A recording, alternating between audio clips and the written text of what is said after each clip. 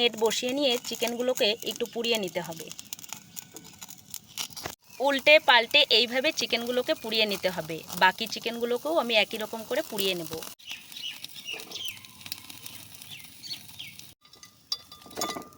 চিকেনগুলোকে পুড়িয়ে নিয়েছি, এবার গোটা মশলাগুলোকেও পুড়িয়ে নিচ্ছি।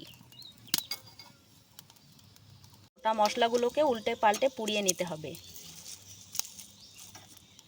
গোটা মশলাগুলো পোড়ানো হয়ে গেলে গ্যাস বন্ধ করে দিয়ে সব চোকলাগুলোকে ছাড়িয়ে নিতে হবে বেশ ভালো করে। মশলার থেকে চোকলাগুলোকে ছাড়িয়ে নিয়েছি, এবার মিক্সির জারে নিয়ে একটা পেস্ট রেডি করে নেব। এবার পুড়িয়ে নেওয়া চিকেনটাকে ম্যারিনেট করে নিতে হবে। দিয়ে দিচ্ছি পোড়ানো সেই মশলার পেস্ট। পরিমাণ বুঝে দিয়ে দিতে হবে লবণ।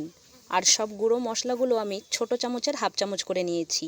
কাশ্মীর লঙ্কার গুঁড়ো হাফ চামচ, ধনে গুঁড়ো হাফ চামচ, জিরে গুঁড়ো হাফ চামচ, গরম মশলার গুঁড়ো 2 চিমটি, হলুদ গুঁড়ো 1 চিমটির মতো।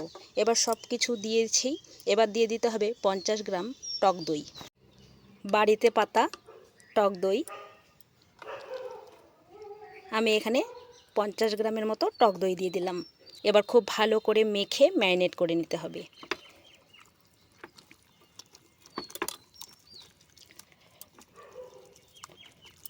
চিকেন ম্যারিনেট করা হয়ে গেছে, এক সাইডে ঢেকে রেখে দেব। এরই মধ্যে একটা মশলা আমরা ভেজে রেডি করে নেব। গরম কড়াইয়ে কিছু মশলা আমি ভেজে নিচ্ছি। গোটা ধনে, গোটা জিরে, গোটা গোলমরিচ, কিছুটা দারচিনি, গোটা এলাচ, 3টে শুকনো লঙ্কা বেশ ভালো করে কাঠখোলায় ভেজে নিয়ে নামিয়ে গুঁড়ো করে নেব। ভাজা মশলাটাকে তুলে নিয়ে ওই কড়াইয়ে দিয়ে দিচ্ছি ম্যারিনেট করা চিকেনটাকে। বাটিটাকে ধুয়ে একটু জল দিয়ে দিচ্ছি। অর্ধেকটা কুচিয়ে রাখা টমেটো দিয়ে দিচ্ছি। একটু নেড়ে চেড়ে একটা ঢাকনা দিয়ে ঢেকে ফ্লেমটাকে মিডিয়াম টু লোতে রেখে ভালো করে রান্না করে নিতে হবে। হাতে একটু সময় নিয়ে একটু পর পর আলতো হাতে বেশ ভালো করে নাড়াচাড়া করে কিন্তু রান্নাটা করে নিতে হবে। মাথায় রাখতে হবে এই রান্নায় তেল, ঘি, বাটার কোনো কিছুই পড়ছে না, তাই নিচের দিকটায় যেন লেগে না যায় সেটা খেয়াল রাখতে হবে। কষাতে কষাতে দেখা যাবে দই আর চিকেনের থেকে খুব সুন্দর তেল ছেড়েছে একটু একটু।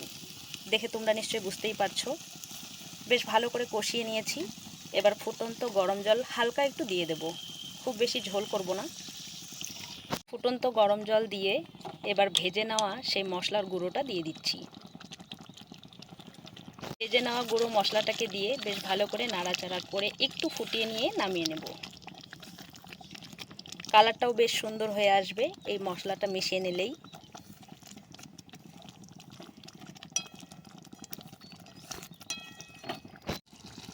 ভাজা মশলার গুঁড়োটাকে দিয়ে বেশ ভালো করে ফুটিয়ে নিয়েছি। তোমরা দেখে নিশ্চয়ই বুঝতে পারছো কালারটা কতটা চেঞ্জ হয়ে এসছে আর কত সুন্দর হয়েছে দেখতে। খেতেও কিন্তু এই রেসিপিটি দুর্দান্ত লাগে। চলো এবার গ্যাস বন্ধ করে দিয়ে ঠান্ডা করে নিয়ে পরিবেশন করে নেব।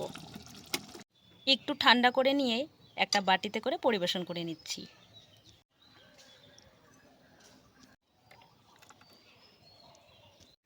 পোড়া চিকেন দই রেসিপির ভিডিও তোমাদের কেমন লাগলো কমেন্ট করে জানাবে। ভালো লেগে থাকলে অবশ্যই লাইক করে দিয়ে পাশে থাকবে। তবে আজকের মতো ভিডিওটা এখানেই শেষ করছি। তোমরা ভালো থেকো, সুস্থ থেকো।